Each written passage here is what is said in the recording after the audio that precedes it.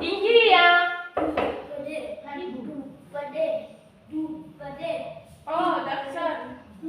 Unakuja unafika pale unasema daktari, au ukitoka nyumbani huko unajua umekuja hospitali.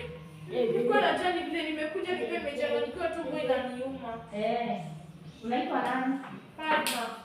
Fatma nani? Brooklyn. Haki daktari Brooklyn. Tunaomba tu nihurumie. Nyamaza. Ngojea kwanza, unanipeleka mbio sana ni kama ni wewe unajitibu ama ni mimi nakushika. Haya, Fatma shida yako ni gani? Tumbo. Tumbo ilianza lini?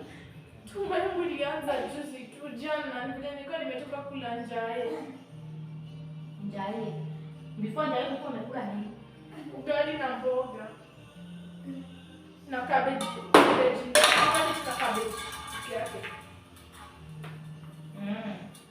Ni kama njae dada. I think ndio ni. Wewe nyamaza nikutibu. Watu kujenzi siku hizi mnafuanga aje? Umekuja nikutibu ama umekuja ujitibu? Ungekuwa na tu umekuja ujitibu, ungejielezea mashida zako kwa nyumbani ujitibu.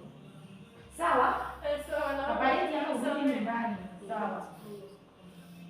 Alafu tumbo ilianza saa ngapi? Ilianza vile tu nilikula njae hapo saa 7 saa 8. Sasa Fatma, nataka nikutume raha. Ndio namba 30, uende ukae hapo ungojee daktari hapo na patient mwingine hapo akufanyie test ndio tujue ni nini. Kama ulikuwa food poisoning tujue ndio tukupee dawa. Sawa? Lakini kwa saa hii hata usubiri pale tu. Na kuna maji hapo kwa dispenser moto, unaweza chota kidogo kunywange. Sawa. Okay. Asante daktari. Karibu sana. Sitanipitia kwa nini yangu? Ukuje baadaye kwa ofisi. Sawa. Haya.